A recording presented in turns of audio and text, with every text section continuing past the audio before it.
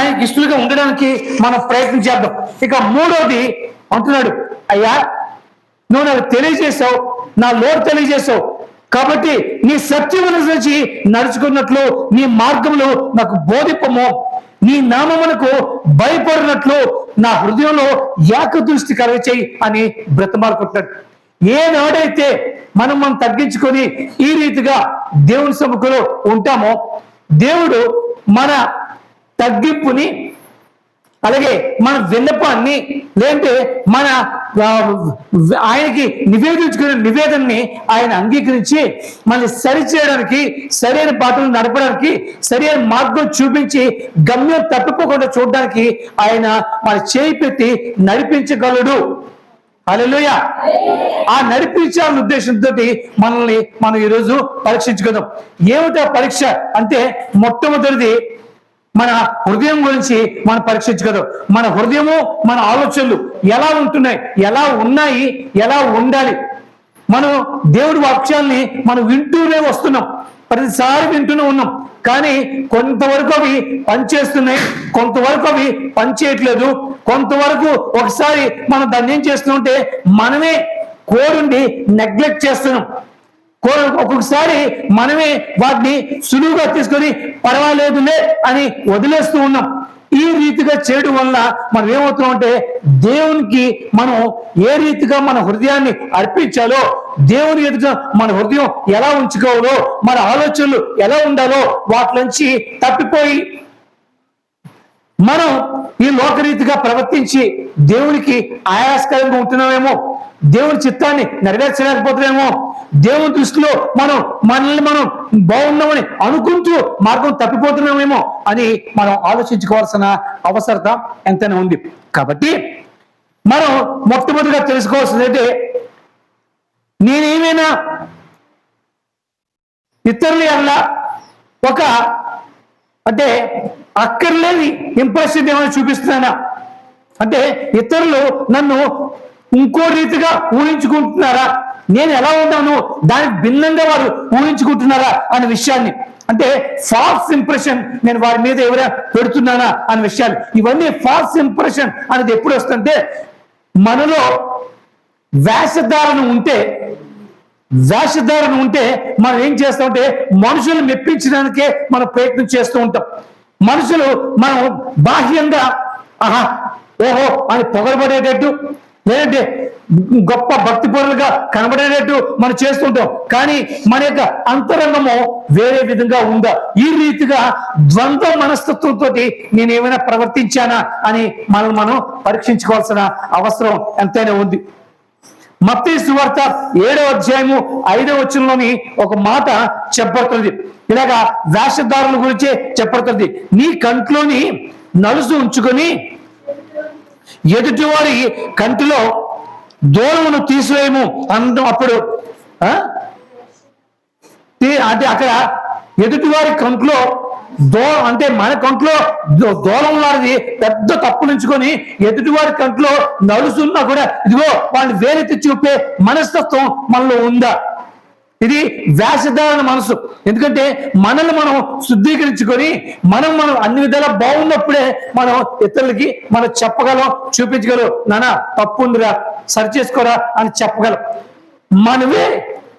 మనమే తప్పుడు మార్గంలో ఉంటూ ఇతరులకు బోధిస్తే అది ఎంత ఇబ్బందికరంగా ఉంటుంది.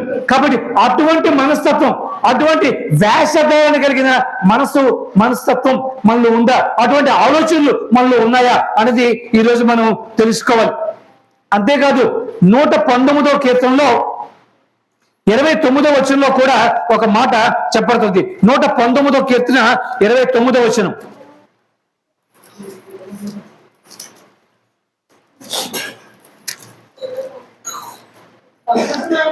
కపటపు నడత నాకు దూరం చేయము, నీ ఉపదేశమును. అది మొదట ఏం చూపిస్తున్నాడు? కపటపు నడత నాలో ఉందేమో ప్రభువా నాకు పరీక్షించి నాకు తెలిసి, నేను అనుకుంటూ ఉన్నాను నేను బాగా ఉన్నాను, నేను మంచి మార్గంలో నడుస్తున్నాను, నేను సరళ మార్గంలోనే ఉన్నాను, నాలో ఏ తప్పు లేదు అని నేను అనుకుంటున్నానేమో.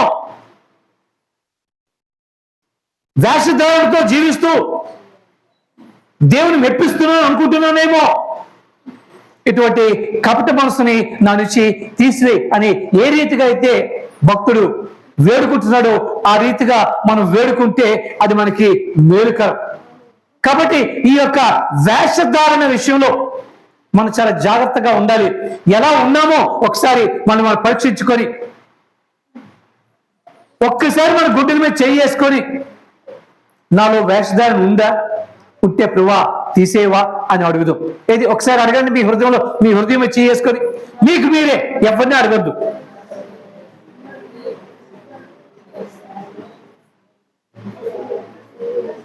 ఎంత అనుకున్నా ఎంతో కొంత కపటం మన హృదయాల్లో ఉంటూనే ఉన్నది. ఎంత కడిగేసుకుందాం, ఎంత తీసేసుకుందాం అని అనుకుంటున్నప్పుడు కూడా అది మన వల్ల సాధ్యం కావట్లేదు. కాబట్టి దేవా నాలో ఈ కపట మనసుని తీసి అని మనం ఆయన్ని ప్రార్థించాలి. కపట నడత నాకు దూరం చేయి, నీ ఉపదేశమును నాకు దయచేయి అయ్యా. నీ ఉపదేశంతో నేను నా హృదయాన్ని సరి చేసుకుంటాను, నాలో కపటత్వాన్ని నేను తుడిచేసుకుంటాను అని దేవుని ముందు మనం అడిగినప్పుడు అది తీసివేస్తాడు. ఇంకా అంతేకాదు కానీ మొదటి పేతురు 2వ అధ్యాయము 1వ వచనం చూడండి. ఆయన ఏమంటున్నాడు?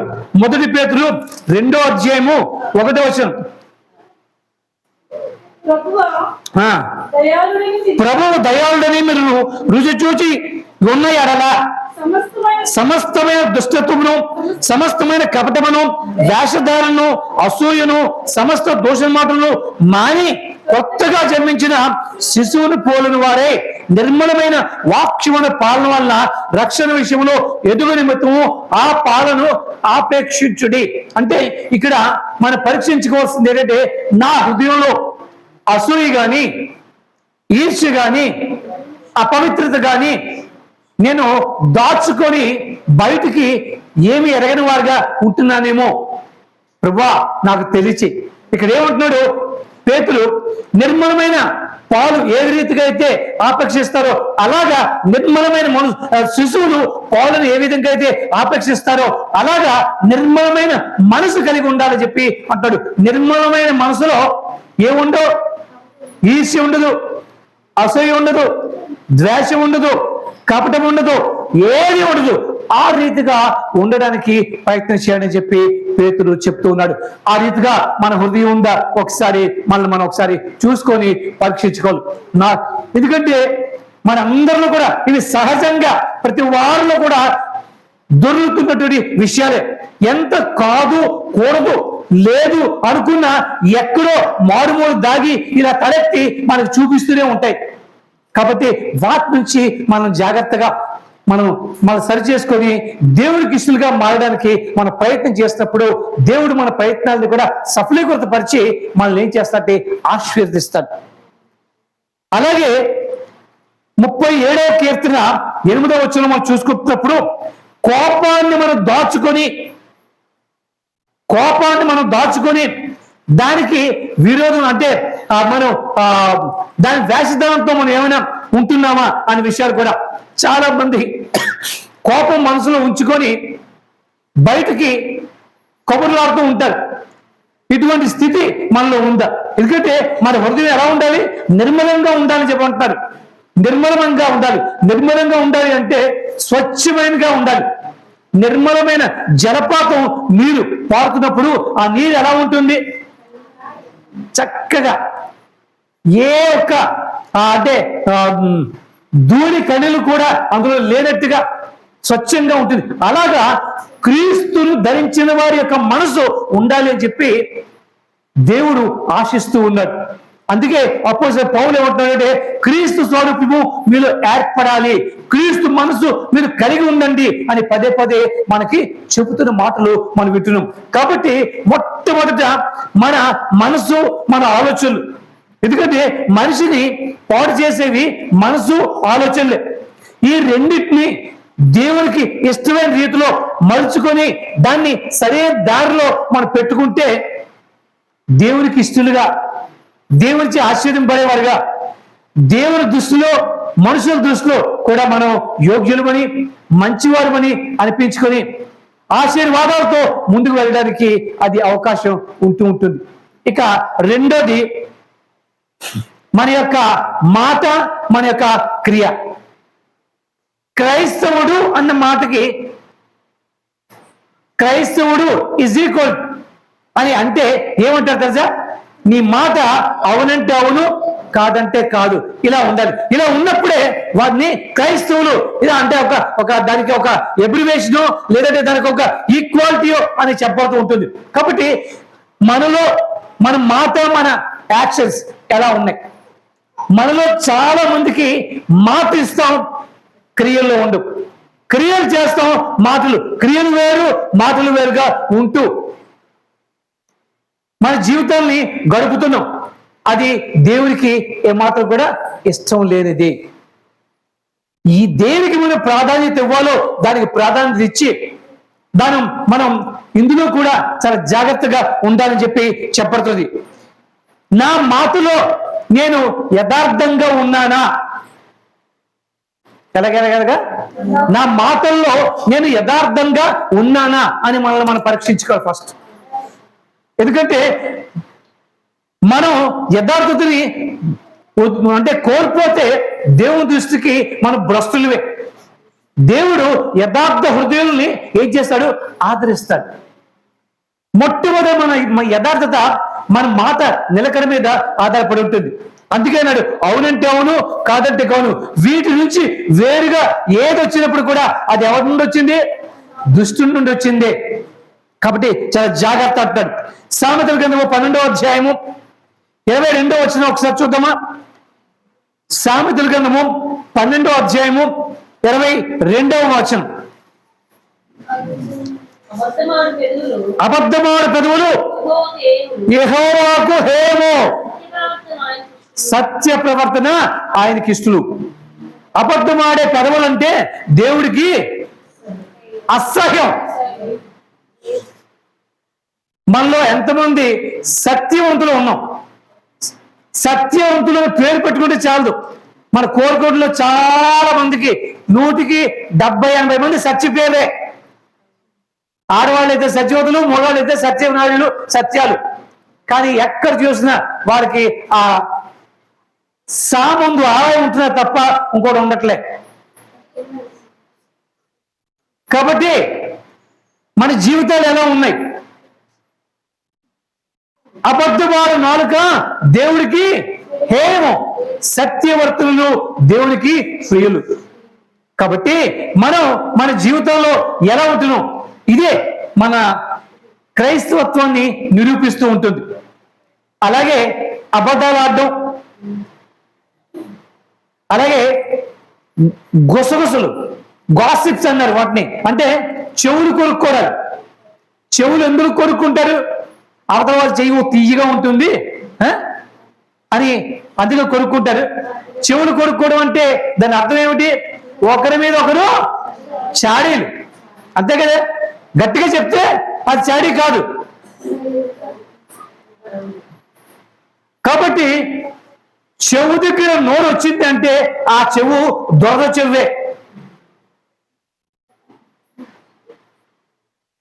ఇటువంటి చెవులు మనం కలిగి ఉన్నామా? ఎందుకంటే మన మాట తప్పితే చెవి దొరకబడుతుంది. మాటలో యథార్థత లేకపోతే చెవికి దొరద వస్తుంది అలాంటి వినాలని. కాబట్టి మాటలో ఈ యొక్క అంటే దాని యొక్క గాసిప్స్ అంటే గుసగుసలు లేదంటే వదంతులు వ్యాపించడంలో ఇటువంటి రీతిగా మన ప్రవర్తన కానీ మన ఆలోచన కానీ మన నడవడికి కానీ ఉందేమో ఒకసారి ఆలోచించుకోవాల్సిన అవసరం ఉంది. అంతేకాదు మన మాటల్లో ఇంకా ఏం తెలుసా? మనం హెచ్చించుకోవాల్సిన దానికంటే ఇంకా హెచ్చించుకునే తత్వాలు ఉన్నాయా? చాలా మంది ఏమంటారంటే వారిని వారు గొప్పగా చెప్పుకోవాలని, వారిని వారు ఉన్నత స్థానంలో ఉంచుకోవాలని లేనిపోని కూడా కల్పించుకొని చెప్పే మనుషులు లేరా?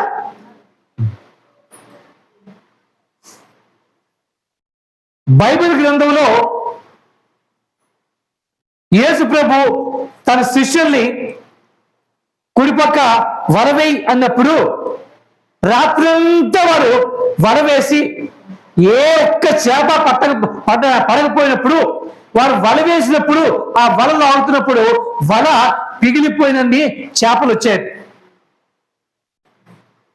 పిగిలిపోయే చేపలు అంటే మనం ఏమంటాం? బోల్డ్ అంటాం. ఏమంటాం? బోల్డ్ చేపలు. బోల్డ్ అంటే దానికి ఇంక లెక్కలేదు. కానీ 315 కరెక్ట్ గా పర్ఫెక్ట్ సెకండ్ ఇచ్చారు అక్కడ. యథార్థత అంటే అక్కడ. ఈ రోజుల్లో ఎలా ఉంది? మీటింగ్ కి ఒక 100 మంది వస్తే 0 చేసేసి మా మీటింగ్ కి వేల కొద్ది వచ్చారని చెప్పే గొప్పలు చెప్పుకునే వాళ్ళు లేరా? కానీ అది యథార్థతకి లోపమే. కాబట్టి ఈ రీతిగా మన ప్రవర్తనలు, మన యొక్క మాటలు, దాని యొక్క యాక్షన్స్ ఉన్నాయేమో మనం పరీక్షించుకోవాల్సిన అవసరం ఉంది. ఎంతవరకు అంతవరకే. అధికంగా మాట్లాడినప్పుడు అధికమైన మాటల్లో ఏముండక మానదు? దోషం ఉండక మానదు. మితముగా సమయోచితమైన మాట బంగారు పండ్ల వంటిది. కరెక్ట్ గా ఎక్కడ ఏ మాట ఎప్పుడు ఎలా పలకాలి అలాగే పలకాలి తప్ప అక్కడ లేని సుత్తి, అక్కడ లేని సొల్లు మాట్లాడడానికి వీల్లేదని అంటున్నాడు. అలాంటి మనస్తత్వం మనలో ఉందా? మనం పరీక్షించుకోవాలి. ఎందుకంటే మనం కొత్త సంవత్సరంలోనికి వెళ్ళబోతూ ఉన్నాం. మన ప్రవర్తన దినదినము కూడా మార్పు రావాలి. పాట అయితే పాడుతున్నాం. ఏం పాట? దేవునికి దినదినము దేవునికి చేరుతా అనేసి అయిపోతుందా? చేరడానికి మనం కార్యం చేయాలి. చేరుతా చేరుతా చేరుతా అక్కడే కూర్చుంటే చేరం. కాబట్టి దేవుడి దగ్గరికి చేరాలంటే ఈ యొక్క విషయాలు మనకి కావాలి. అలాగే ఎఫెసీయుల పత్రిక 4వ అధ్యాయము 25వ మాట చూడమ్మా. ఎఫెసీయుల పత్రిక 4వ అధ్యాయము 25వ మాట. అక్కడ కూడా ఈ యొక్క వీటి గురించే చెప్పబడుతోంది. మనము ఉన్నాము కనుక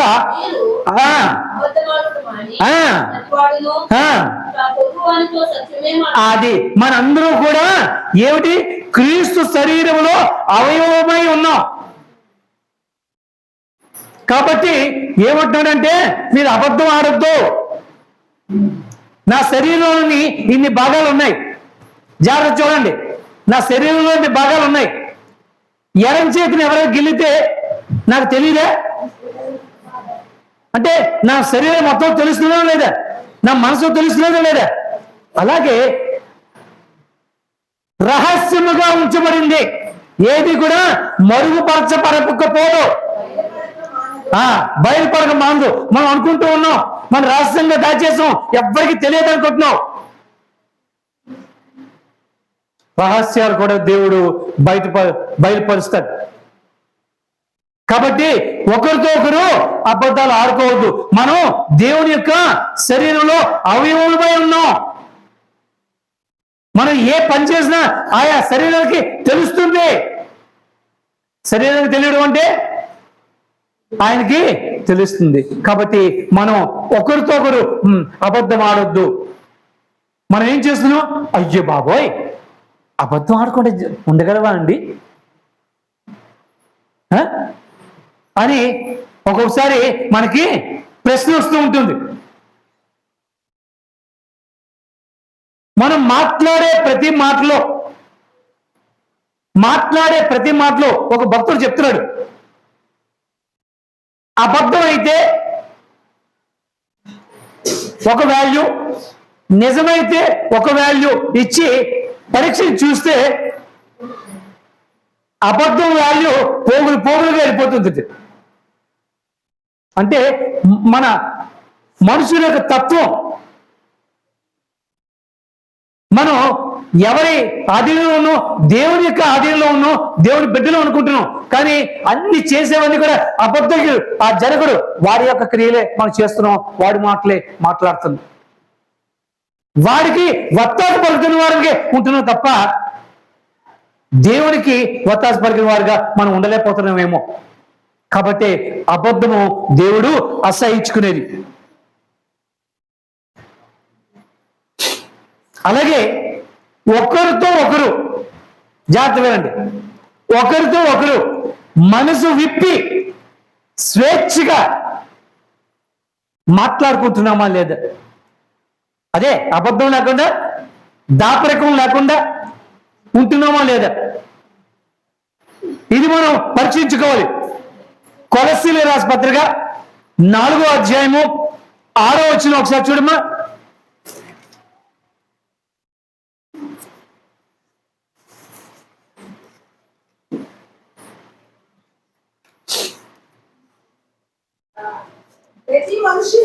ప్రతి మనుషునికి ఎలా ప్రత్యుత్తరం ఇవ్వాలనో అది మీరు తెలుసుకున్నట్టుకై మీ సంభాషణ అది.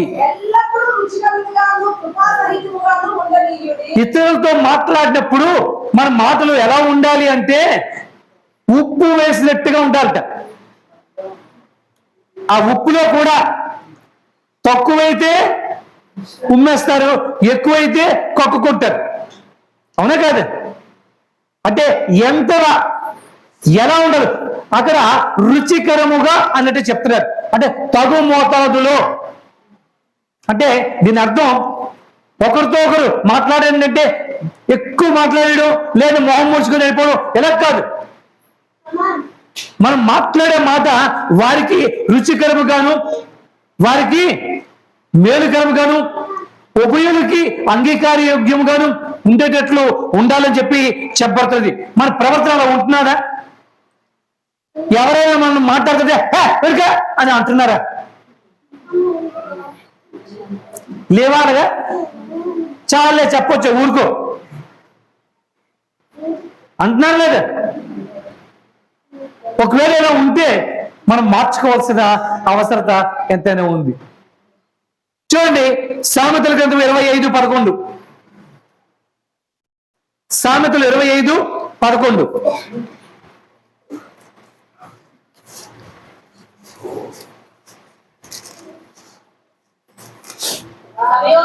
సమయోచితంగా పలకబడిన మాట ఏంటని చెప్పాను. చూసారా? ఇంత మన మాట అలా ఉండాలి. మాట్లాడకుండా కొంతమంది పిల్లలు ఉంటారు, ఏమ్మా మాట్లాడితే ముత్యాలు రాలిపోతాయా అంటారు. అంటారా లేదా? అంటే వాళ్ళ మాటలు దేంతో పోల్చారు? అలా ఉంటున్నాయా? ఒకసారి ఆలోచన చేయండి. మన మాటలు ముత్యాల్లో ఉంటున్నాయా లేదంటే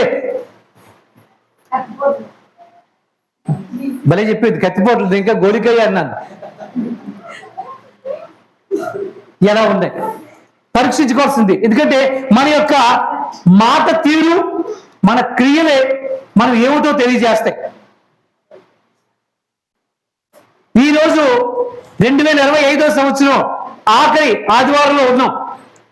వచ్చే ఆదివారంకి మనం నూతన సంవత్సరంలో వెళ్ళిపోతాం దేవుడు కృప చూపితే. అప్పుడు కూడా ఇదే ప్రవర్తనతో, ఇదే ఆలోచనతో, ఇదే స్వభావంతో వెళ్తే నూతన సంవత్సరాన్ని మనం ఆనందించలేం. ఇదిగో సమస్తమును నూతనమాయను, పాతవి అది గతింపు చెయ్యాలి మనం. మొన్న మన కుమారి వారు స్కూల్లో ఫంక్షన్ చేసినప్పుడు నాకు చాలా సంతోషం అనిపించింది. అన్నీ అయిపోయిన తర్వాత బయట క్యాంప్ ఫైర్ పెట్టేది. అంటే కర్ర పొలం పేర్చి నిప్పు అంటించారు. అయితే వాళ్ళేమో చలి కాచుకొని పాటలు పాడుకొని తిరిగారు. కానీ వంశీ ఎక్కడైతే ఏ డాక్టర్ గారి దగ్గర అయితే ఇంజనీరింగ్ చదవడానికి వెళ్ళాడో వాళ్ళు 31st నైట్ ఇలాగ క్యాంప్ ఫైర్ వేసేవారు. క్యాంప్ ఫైర్ అందరూ కూడా చలి కాచుకుంటూ కాదు. ఆ సంవత్సరంలో మన యొక్క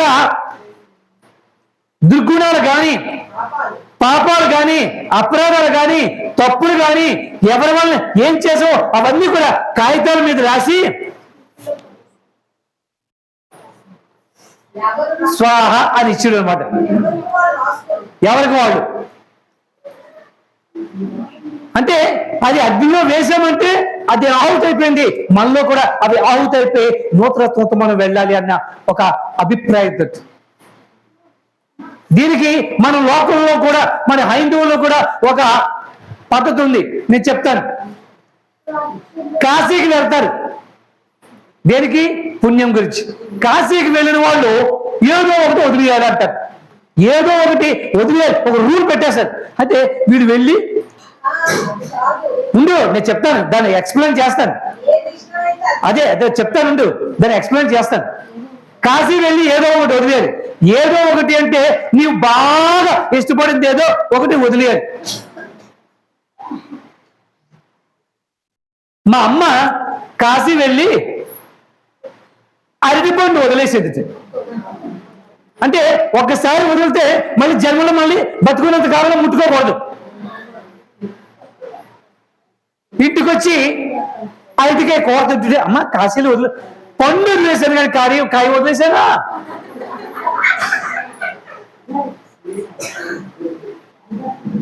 ఇలాగా కాశీ వెళ్ళిన వాళ్ళు ఏదో ఒకటి వదులుతారు, అది రివాజు, అదొక పద్ధతిని, దానివల్ల భక్తిని అనుకుంటారు. కానీ అక్కడ వదలవలసినవి ఈ యొక్క పండో కాయో ఈ కాదో, నీలో ఉన్న అహము, అసూయ, ద్వేషము, దుర్గుణాలు అక్కడ వదిలి రావాలన్నది వారి యొక్క ఉద్దేశం.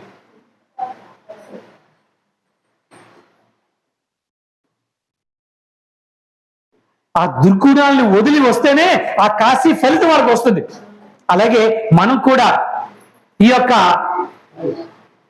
మనకి దేవుడికి అయిష్టమైన విషయాలు ఈ సంవత్సరంలో ఇక్కడే 30వ రాత్రి మూట కట్టి విసిరేస్తే మనం కొత్త సంవత్సరంలోకి నూతనంగా అడుగుపెట్టి దేవుడిచ్చే ఆశీర్వాదం పొందుకోవడానికి అది మనకి మేలుకరంగా, అది మనకి ఆశీర్వదకరంగా ఉంటుంది. ఇకపోతే మూడోది, నేను మూడు విషయాలు చెప్తున్నాను. ఎందుకంటే మన క్రైస్తవులు, ముఖ్యంగా మన సంఘస్థులకి ఉపయోగపడే విధంగా. మొదటిది మన ఆలోచనలు, మన మనసు. రెండోది మన మాట తీరు, మన క్రియలు. మూడోది మన యొక్క సత్సంబంధాలు ఎలా ఉన్నాయి. సత్సంబంధాలు ఎలా ఉన్నాయి? దేవుని వాక్యం చెప్తున్నది శత్రువుని సైతం ప్రేమించండి, అంతేనా? నీ శత్రువుని సైతం ప్రేమించండి. మనం ఇంట్లో వాళ్ళే ప్రేమించట్లేదు. ఇది మనకు కావాల్సింది, అవునా కదా?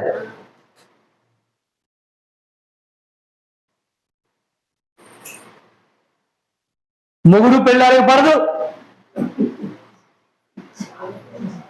అత్త కోడలకు పడదు, తండ్రి కొడుకులకు పడదు,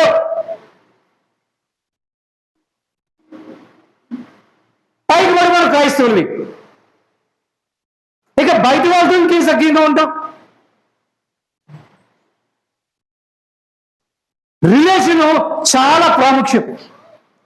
మొదటిది దేవుడితోటి, తర్వాత ఇతర మనుషులతోటి. అందుకే దేవుడు ఆ ఆజ్ఞనే ఇచ్చాడు, ఇంక మీరేం చేయొద్దని. ఏంటి?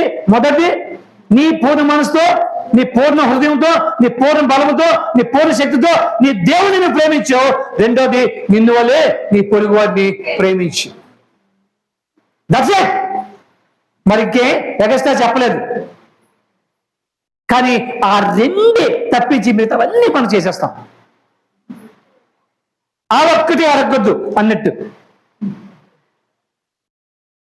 ఇది పక్కన పెట్టండి, మిగతా ఏమైనా చెప్పండి అంట. దీని సంగతి తర్వాత చూద్దాం. ఎప్పుడు చూద్దాం? వెళ్ళిపోయాక నరకంలోకి.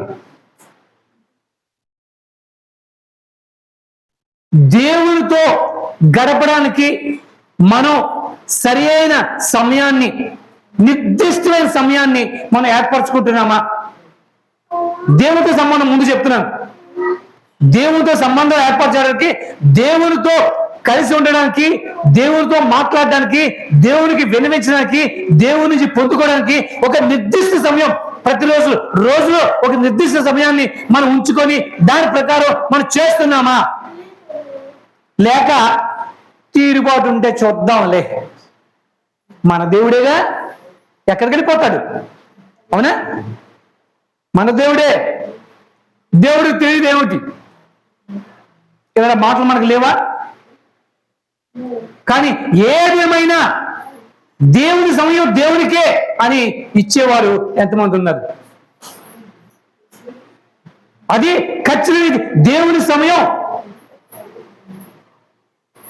మన ప్రార్థనా సమయం అన్యజనులకి తెలియాలి.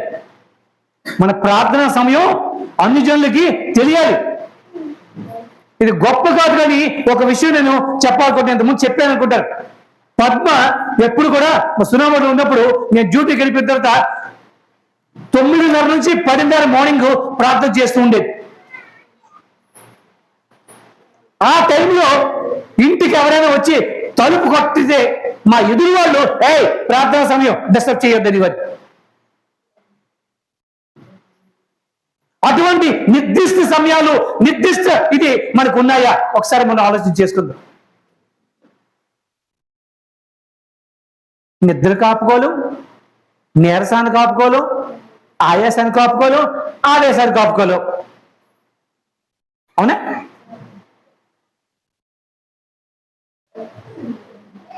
మన ప్రవర్తన, మన పరిస్థితులు ఇలా ఉంటే దేవునితో సంబంధాన్ని మనం ఏ విధంగా మనం మెరుగుపరుచుకుంటాం?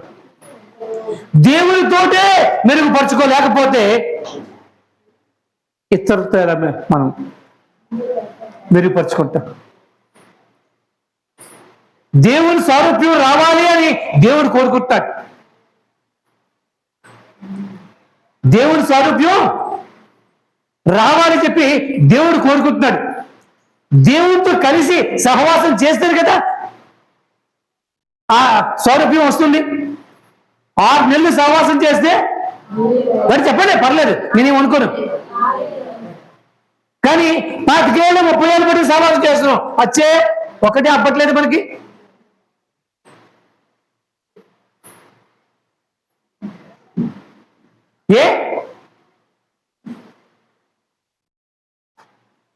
ఎప్పుడు వస్తుంది మనలో దేవుని సారూప్యం? దేవుని సారూప్యం రాకుండా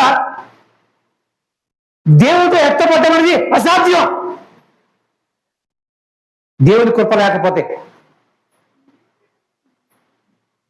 అందుకే అపోస్తలుడు పౌలు చెప్తున్నాడు, దేవుని యొక్క సారూప్యం మీలో రావాలి, క్రీస్తు మనసు మీకు కావాలి. యేసు ప్రభువు కూడా అంటాడు, నా వలే మీరు ఉండండి అంటున్నాడు. నేను మీకు మాదిరిగా జీవితాలు చూపించాను, నువ్వు దేవుడు కూడా నీకు అది సాధ్యమే, మాకు సాధ్యం కాదు అన్నది ఏం లేదు. అలా అనకుండా ఉండాలని ఆయన పాప శరీరుడుగా, బలహీన శరీరుడుగా ఆయన ఈ లోకానికి వచ్చాడు. నువ్వు నేను ఏ పరిస్థితులను అయితే ఎదుర్కొంటున్నావో అన్నిటిని కూడా ఆయన ఎదుర్కొని జయించి మార్గం చూపి వచ్చిన వాడు ఆయన. కాబట్టి మనం క్రీస్తు సారూప్యంలోకి మారడానికి మన ప్రయత్నాలు ఎంతవరకు? ఇది లేకపోతే రాకడికి మనం సిద్ధపడినట్టే కాదు. సిద్ధపడుతున్నామా? ఆయన రాకడ వచ్చేసిన తర్వాత మనం వదిలేస్తే మన దౌర్భాగ్య స్థితి ఎలా ఉంటుంది ఒకసారి చూడండి. ఆయన ప్రతి వారం కూడుకుని ప్రతిసారి ఆయన వాక్యంతో బుజ్జగించి బుజ్జగించి బుజ్జగించి బ్రతిమాలి, బామాలి, బోధించి మనకి అలాగా గోరుముద్దలు తెలిపించినట్టుగా దేవుని మాటలు తెలిపిస్తున్నాడే. ఏమైపోతున్నాయి? తిన్నది బహిర్భూమికి వెళ్ళిపోయినట్టు అవి కూడా వెళ్ళిపోతున్నాయి తప్ప ఓ ఎక్కడ స్థిరంగా హృదయంలో ఉండట్లేదేమో.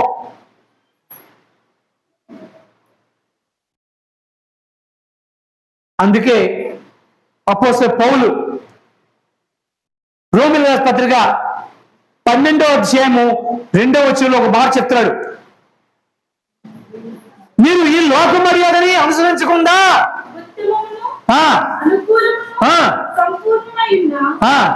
దేవుడి చిత్తం ఏదో అడిగి పరీక్షించి తెలుసుకున్నట్లు ఆ, మీ మనస్సు మారి ఆ, నూతన ఒకటి వల్ల రూపాంతరం చెందండి అని చెప్తున్నాడు. ఈ లోక మర్యాదల్ని అనుసరించొద్దు. కానీ మనం లోక మర్యాదల కోరికే పడిచేస్తున్నాం. అవునా? లోకరీతిగానే బతుకుతున్నాం, లోకాన్ని మెప్పించడానికే బ్రతుకుతున్నాం. అలాగే 17వ వచనం కూడా చూడమా, అందులోనే సేమ్. కీడుకు ప్రతి కీడు చెయ్యొద్దు. మనుషులందరి దృష్టికి యోగ్యమైనది ఏదో ఆలోచన కలిగి సత్యమైతే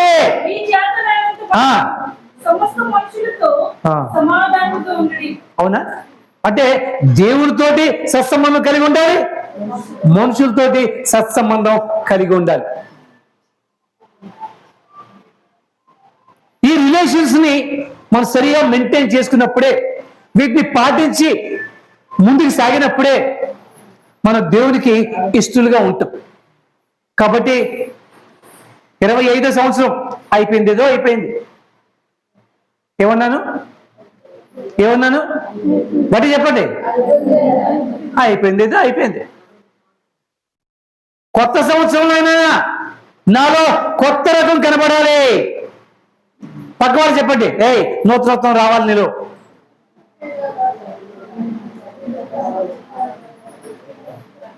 ప్రతి వారికి చెప్పుకున్నారా? నీలో నూతనత్వం నేను చూడాలి అని చెప్పండి.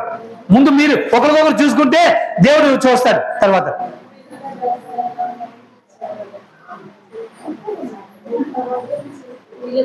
ఈ రీతిగా మనల్ని మనం కట్టుకొని స్థిరపరచుకొని సిద్ధపడి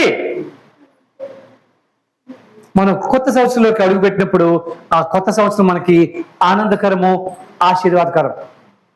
అంతే తప్ప ఇవి చేయకుండా నాకు ఒకటో తారీఖు దేవుడు మంచి వాగ్దానం ఇచ్చేయాలో కుదరదు. వాగ్దానం ఎప్పుడు నెరవేరుతుందో తెలుసా? దేవుడిచ్చిన మాట మీలో నెరవేరాలి అంటే మీలో మొట్టమొదటిగా భయభక్తులు ఉండాలి, ఆ వాగ్దానం మీద నమ్మిక ఉండాలి, వాగ్దానం నెరవేర్పుకు మీ ప్రయత్నం మీరు చేస్తూ ఉండాలి. దేవుడు సహాయం చేస్తూ ఉంటాడు. అంతే తప్ప పాస్టర్ గారు మా సంఘం ఈసారి మాకు మంచి వాగ్దానం ఇచ్చేసింది, ఓ బ్రహ్మాండంగా, అమ్మా చదివిరా, ప్రార్థన చేసిరా అని పట్టుకొని పెట్టేసి తర్వాత బైబిల్లో ఎక్కడో తోసేసి మర్చిపోయి, అమ్మా మీ వాగ్దానాలు ఏమిటి మీరు తెస్తారా? ఏంటి ఎక్కడ పెట్టేసో గుర్తులేదండి. అవునా కదా? వాగ్దానం ఇచ్చింది దేనికి? ప్రతి దినము కూడా దాని మీద చేసి ప్రార్థన చేసి ప్రతి దినము కూడా దీని ప్రకారం మనము ఎలా అడుగు వేస్తున్నాం అని మనం పరీక్షించుకుంటూ దేవుని సహాయం కోరుతూ ఉన్నట్లయితే దేవుడు కార్యాలు మన జీవితంలో చేస్తాడు. దేవుడిచ్చిన వాగ్దానం మనలో నెరవేరకపోవడానికి కారణం అలసత్వం, అపనమ్మకం, అశ్రద్ధ, అనాలోచితం. కాబట్టి వాగ్దానం తీసుకోవడం గొప్ప కాదు, దాన్ని క్లెయిమ్ చేసి ఆ క్లెయిమ్ చేసేటప్పుడు మీలో దేవుడికి ఇష్టమైన గుణాన్ని చూపించి దాన్ని అడిగినప్పుడు దేవుడు తప్పక మన జీవితాల్లో కార్యం చేస్తాడు. నీకు ఆ శక్తి లేదా? దేవుడిని అడుగు, శక్తి కూడా ఇస్తాడు. అందుకే అంటున్నాడు ఆయన, మీరు బలహీన సంగతి నాకు తెలుసు. గెత్సేమనే తోటలో శిష్యులు ఏమన్నాడు? మీ ఆత్మలు సిద్ధంగా ఉన్నాయి కానీ మీ శరీరం బలహీనమని నాకు తెలుసు అన్నాడా లేదా? మన శరీరం బలహీనమైన శరీరం మనకు తెలుసు. అందుకే ఆయన వెళ్తూ చెప్పాడంటే, మిమ్మల్ని బలపరచడానికి నేను తండ్రి యొద్ద నుండి పరిశుద్ధాత్మని నేను పంపాను, అడగండి, అడిగితే మీకు ఆయన ఇస్తాడు. ఏమిటిస్తారు? ధారాళంగా ఆయన ఆత్మ ఇస్తారు. ఆ ఆత్మ మీలో ప్రేరణ కలగజేసి మీ బలహీనతలు తీసివేసి ఏది బలపరచాలో, ఏది తీసివేయాలో, ఎక్కడ సరిచేయాలో సరిచేసి పరిశుద్ధాత్మ దేవుడు మిమ్మల్ని నడిపిస్తాడని చెప్పి దేవుడు ఆయన చెప్తూ ఉన్నాడు. ఎంతమంది మనం ప్రతిదినం కూడా పరిశుద్ధాత్మ దేవుని యొక్క సహాయాన్ని తీసుకుంటున్నాం? ఒకసారి ఆలోచించేద్దాం. పరిశుద్ధాత్మ దేవుని యొక్క సహాయం తీసుకుని ఈ జీవితాన్ని, రోజుని మొదలుపెట్టి వారి జీవితంలో ఏ కార్యం కూడా ఆగకుండా ముందుకు వెళ్తుంది. నెరవేరలేదు అన్న మాట రాదు.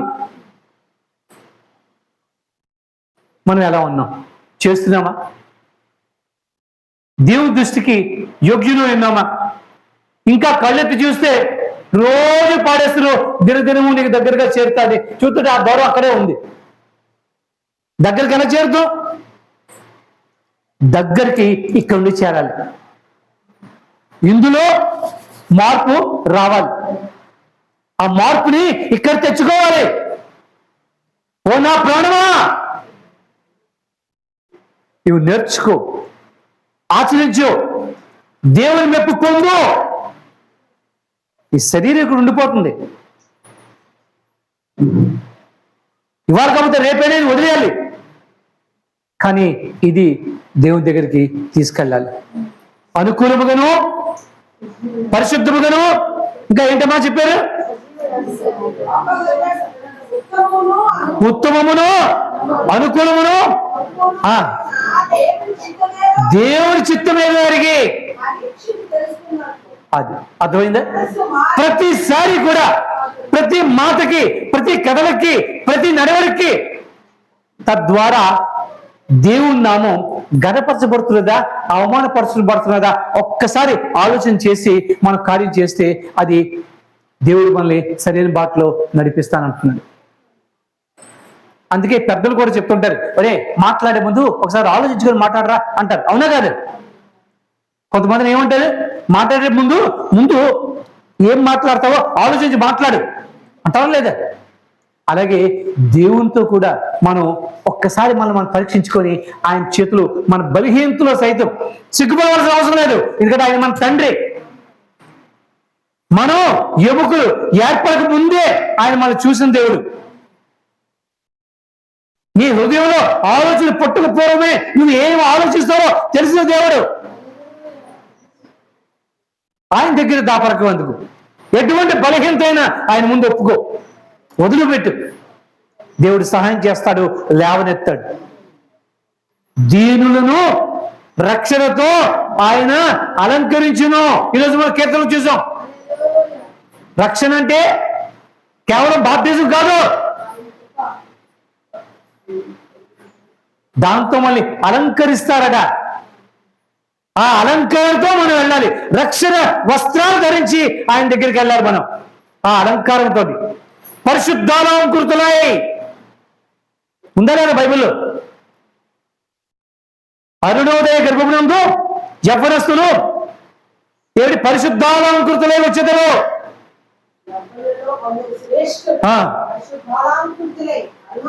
పరిశుద్ధుల్ని అలంకరించుకుని శ్రేష్ఠులుగా ఉండాలని చెప్పి ఆయన కోరుతూ ఉన్నాడు.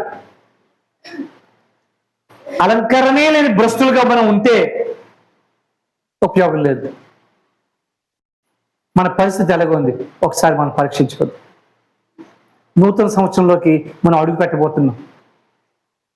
నూతనత్వాన్ని పొందుకోవాలనుకుంటున్నాం. నూతన ప్రేమతో, నూతన శక్తితో, నూతన ఆప్యాయత అనురాగాలతో మనం ముందుకు సాగడానికి మన ప్రభు మనకి సహాయం చేయాలని చెప్పి ఆశిద్దాం. కీర్తనకాడు ఏమంటున్నాడు? ఆయనకి కొత్త కీర్తన. అంతేనా? నిన్న మన సురేష్ ఎక్కడికి వెళ్ళిపోయినట్టున్నాడు. సురేష్ ఒక పాట రాసి ఒక పాట పాడాడు, కొత్త పాట.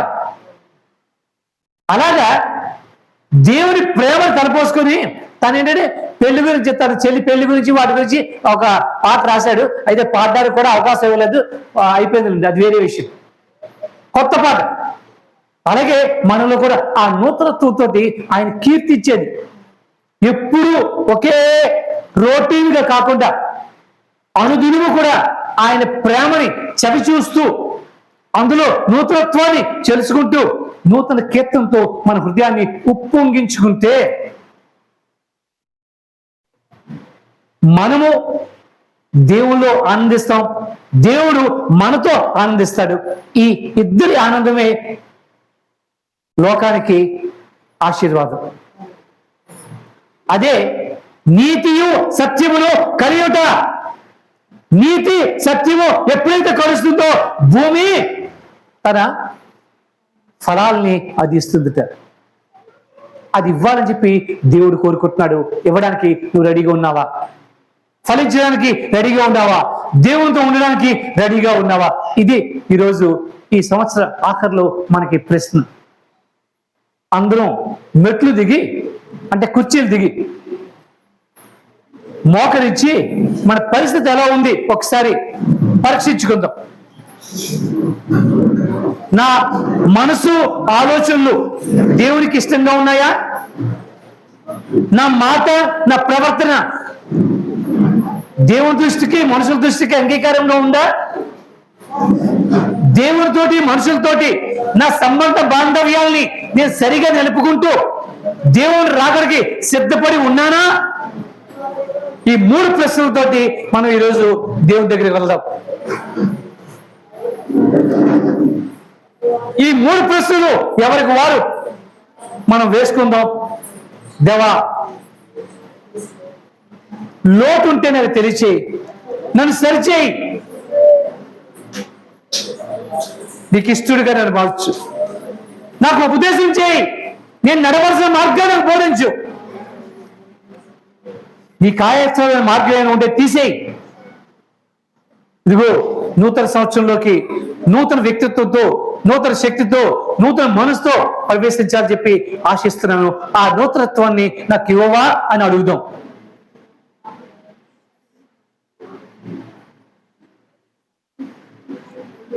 నూతన పరిచయమయ్యాలి పాట.